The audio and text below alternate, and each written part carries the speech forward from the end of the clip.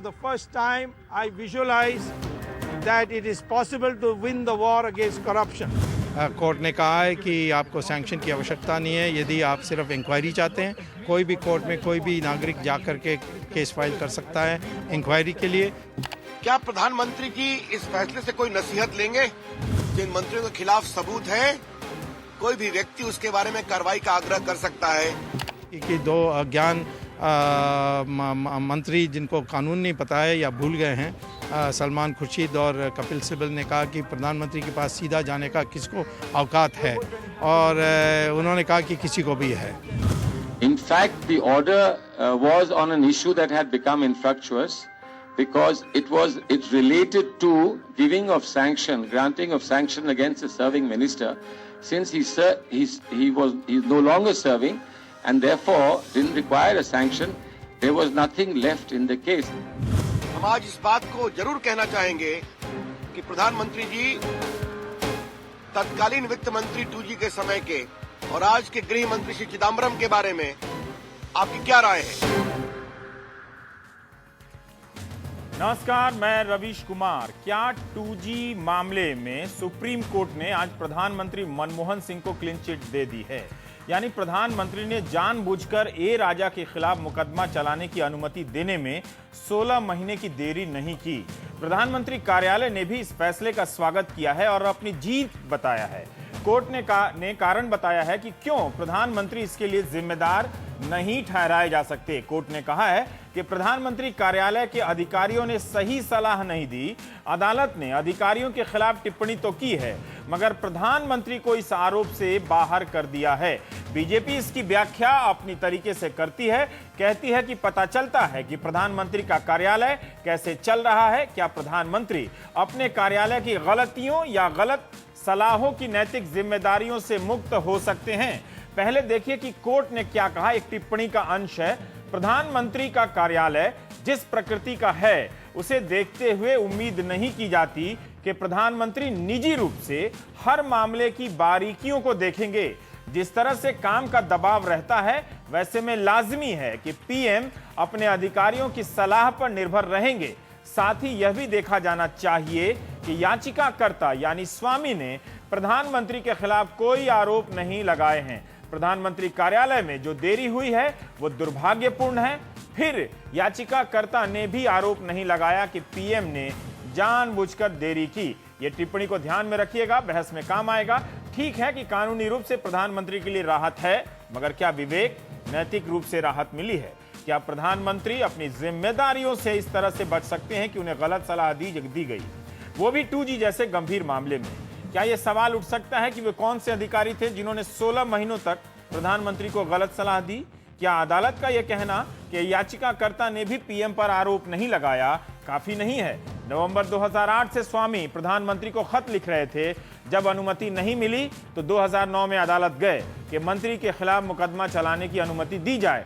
उसी याचिका पर आज का फैसला है। यह भी ध्यान रखिए कि जनवरी 2008 में स्पेक्ट्रम बटा था, जिसमें लाखों करोड़ों का कथित घोटाला हुआ। स्पेक्ट्रम का बंटवारा स्वामी की पहली चिट्ठी के 6 महीने बाद यानी मई 2009 तक चलता रहा। इसे लेकर विवाद है, लेकिन इसी फैसले के संदर्भ में अदालत ने एक और बात कही है जिसे और भी अधिक गंभीर और महत्वपूर्ण माना जा रहा है। वो यह है कि अब से अनुमति देने में 3 महीने से ज्यादा की देरी नहीं होगी। अगर कानून मंत्रालय की राय जरूरी हो जाएगी तो 1 महीना और मिलेगा, यानी 4 महीने के बाद या तो मुकदमा चलाने की अनुमति देनी होगी किसी भी संस्था या अथॉरिटी को, या कारण बताकर खारिज करना होगा। कोई भी आम आदमी प्रधानमंत्री के पास जा सकता है अगर उसके पास सबूत है कि फला मंत्री भ्रष्टाचार में लिप्त हैं, उनके खिलाफ मुकदमा चलाने की अनुमति दी जाए। अब कांग्रेस और सरकार कहती है कि अनुमति का सिस्टम लोकपाल में खत्म किया जा रहा है, जिसे बीजेपी ने राज्यसभा में पास नहीं होने दिया। लेकिन क्या इससे यह जवाब मिल जाता है कि 16 महीने तक देरी क्यों हुई? क्या सरकार इस बात का जवाब देगी कि अनुमति देने के 100 से अधिक मामलों में, ये कोर्ट की ही टिप्पणी है, 2 साल की देरी क्यों हुई? क्या कानूनी रूप से बच निकलने के बाद भी प्रधानमंत्री को नैतिक रूप से जिम्मेदार ठहराना सही होगा? यही हमारा आज का सवाल है। और ये हमारा सवाल है, क्या कानूनी रूप से भी बच निकलने के बाद भी पीएम को नैतिक जिम्मेदार ठहराना सही होगा? बीजेपी आरोप लगा रही है और हमने आज हमारे मेहमान आपके स्क्रीन पर हैं। हरीश रावत जी हैं, उत्तराखंड के सघन प्रचार से लौटे हैं। प्राइम टाइम में आपका स्वागत है। रावत जी, विजय गोयल साहब हैं, पूर्व केंद्रीय मंत्री, राष्ट्रीय महासचिव, भारतीय जनता पार्टी, प्रंजय गुहा ठाकुरता। आप इनको 2G मामले के विशेषज्ञ पत्रकार के रूप में समझ सकते हैं। आज मेमन साहब हैं, वरिष्ठ वकील हैं, हमारे साथ जुड़ रहे हैं। लेकिन पहले आप मेहमानों को मैं बता दूं कि आज दिन में सुब्रमण्यम स्वामी, चूंकि आज वो काफी व्यस्त हैं और हर टीवी चैनल पर इंटरव्यू दे रहे हैं, तो उनसे मैंने एक इंटरव्यू रिकॉर्ड किया। ये सवाल लाइव है, लेकिन उनका जो जवाब है वो पहले रिकॉर्ड किया जा चुका है। मेरा पहला ही सवाल यह था स्वामी साहब कि ए राजा सहित कई लोग जब इस मामले में जेल जा चुके हैं, 16 महीने तक अनुमति नहीं मिलने के मामले में जो फैसला आया है वो किस तरह से नई रोशनी डालता है? कि आपको लगता है कि 16 महीनों में दस्तावेजों से छेड़छाड़ हुई थी? ये मेरा पहला सवाल था। नहीं, वैसे तो नुकसान का तो सवाल नहीं था, क्योंकि जो दस्तावेज मेरे पास थे वो तो बदल नहीं सकते थे। मैंने प्रधानमंत्री को सीधा चिट्ठी लिखा कि ये मेरे पास जानकारी आई है कि कई हेराफेरी हुई है, जिससे जिस दाम पर लाइसेंस को बेचनी चाहिए, जिन कंपनीज को देनी चाहिए, उन सब में पक्षपात हुआ है और मुझे लगता है भ्रष्टाचार हुआ है। और मैंने सारे दस्तावेज के आधार पर मैंने कहा कि I have made out a prima facie case, तो हमें कृपया अनुमति दीजिए सेक्शन 19 प्रिवेंशन करप्शन एक्ट के अनुसार आपके मिनिस्टर के ऊपर केस डालने के लिए। अब इन्होंने जवाब नहीं दिया। मैंने 5 चिट्ठियां लिखी। 16 महीने होने के बाद मैंने कहा कोर्ट चले जाऊंगा। तब उन्होंने लिखा कि मैंने आपकी जो पिटीशन है, अब आपकी जो आपने मांगी है, वो जो दस्तावेज भेजे सब मैंने राजा को भी भेज दिया और मैंने CBI को भी कहा जांच करने के लिए। उन दोनों का जवाब आने तक मैं नहीं बोल सकता हूं।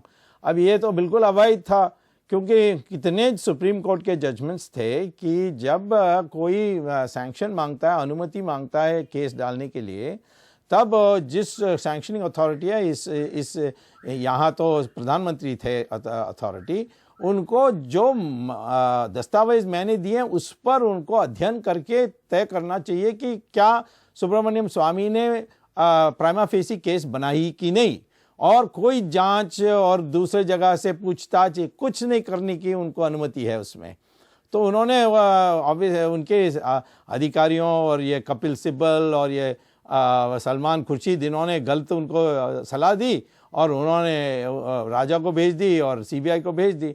तो फिर मैं कोर्ट में गया कि ये तो हास्यास्पद स्थिति आ गई है और भ्रष्टाचार बड़ा गंभीर मामला है। ये तो यहाँ बड़ी खुलासा हो रहे हैं जो देश के लिए खतरा है।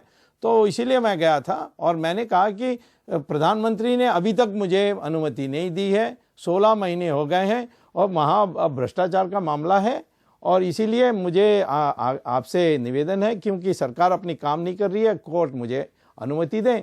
तो कोर्ट ने अनुमति दे दी और राजा भी फिर उतर गए और फिर मैंने केस डाली और राजा जेल के अंदर गए। NDTV's cricket app, Android and iPhone, fastest scorecard, special analysis, and much more.